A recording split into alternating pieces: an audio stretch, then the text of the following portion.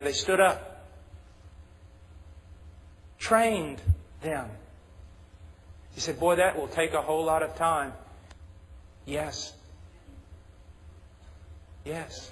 You see, one of the great problems in America is we want it all. The problem is you can't have it all.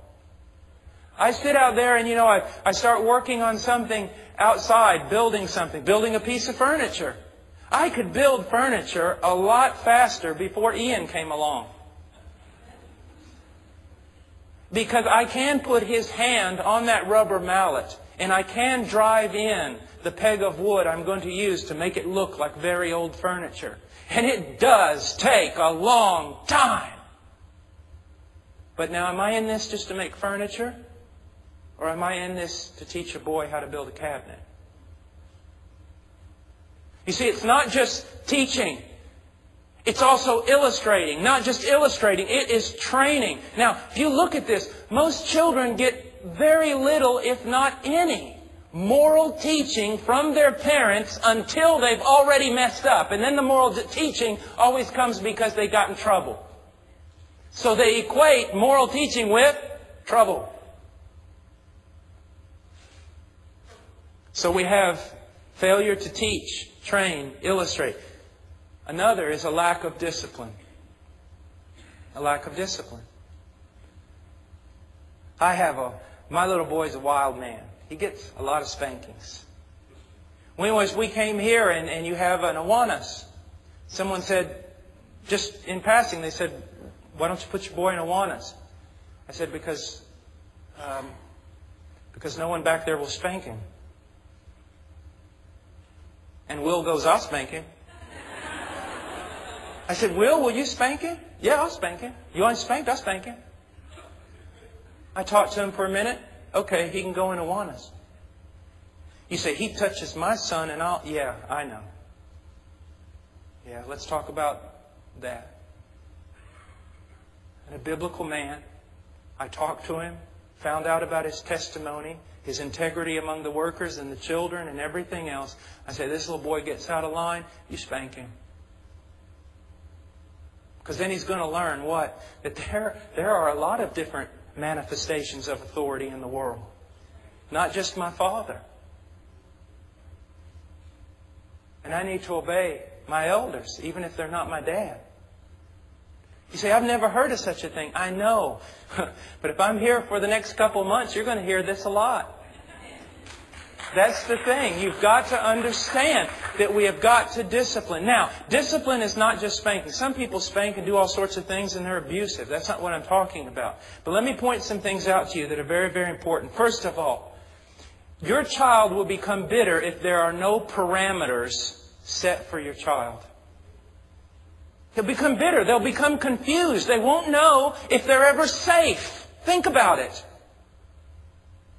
If I'm standing in the middle of the jungle or I'm wading through a black swamp in Ococha on the Amazon and I don't know anything about this whole deal, I don't know if I'm safe or not. I could be as safe as a baby. I could be in great danger unless someone tells me, Paul, you get in that water, the alligator's going to eat you. Or, yes, you can get in that water and it'll be all right. If someone doesn't set parameters for me, I never know if I'm safe. I never know where I'm at. I never know really what to do. And so you must set parameters for your children. That is very, very important, is to instruct them in parameters. If you do not, they'll never know that there are moral certainties in the world. And there are. And then, if there are not consistent consequences for violating those parameters, this is what they'll learn. I can get away with it sometimes. And the chance is worth it. Let me give you an example. You tell your child, now, son, that vase over there belongs to your mother.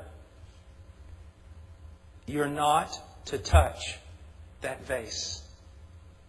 Do not touch the vase.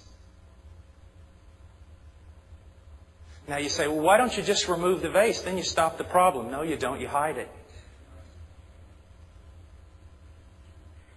You child-proof your house, you ought to house-proof your child. You tell him, don't touch that vase. You walk out of the room, you come back in, he's touching the vase. You've told him, if you touch the vase, I'm going to spank you. But you go out, come back in, he's touching the vase. And you said, what did I tell you? Don't touch the vase. Don't do it again. You lied. You lied. You did not do what you said you were going to do. And the child has learned, hey, man, this authority thing isn't so bad. Because it's just basically empty warnings. And that's all. Or you come back in and you go, what did I tell? 1, 2, 3. How many of you have done that? Now what you're telling them is consequences may come, but they will be delayed. And if you can move fast enough, you can get out of them. Then 20 years down the road, when they've got to make a decision about whether they're going to obey the law or not, these things start coming into mind. I can get away with this. There are no moral certainties. On and on and on. Discipline is extremely important. But the right kind, a loving kind, a biblical kind. And we'll talk about that later. Let me say another reason that children become embittered. Verbal and physical abuse. Physical abuse ought to be reported. It ought to be taken to the law. It should not be tolerated in any society. I think we all could agree on that. But there's something else that goes on that is just as harmful as physical abuse. Maybe not to the body, but in the long run, even more to the soul. And that is verbal abuse. And what happens?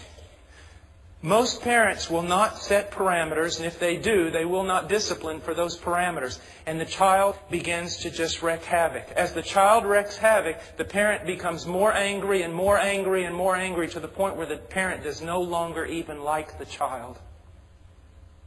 And begins to attack. What's wrong with you? What? Don't you hear? Were you deaf? Man! And then every time the child begins to enter into a relationship with the parent, it's always one of bitterness and anger instead of joy and love and everything else that it ought to be there. Can you see why we drive such a wedge? It's not a mystery. Verbal abuse. If your child breaks a law of the house, it should not be running over there, oh, you idiot, what have you done? The parents should be always joyful, at peace. Son, what did I tell you? Dad, you said don't touch that. What did you do? Touched it. Son, I love you very, very much, and I think that one day you're going to be a great man. You must learn that there are authorities, and you must learn that there are consequences. Enough to sting. Enough to get the point across. And then, son, do you have anything to say? Dad, I'm sorry. Would you like to pray about it? You know, when you disobeyed me, son, you disobeyed the Lord. Okay. Lord, forgive me. Son, He forgave you. Dad, forgive me. Oh, son, I forgive you. And I love you so much. I love you so much. You are worth all the investment I could ever make in you, son. I love you. It's over. No more, hey, do you remember what you did yesterday? You did that again? No, it's all over. Just like our Father wipes away all our sin. It's all over. No yelling, no screaming. I go into some houses and it's like, my, I'm in a lunatic shop or something.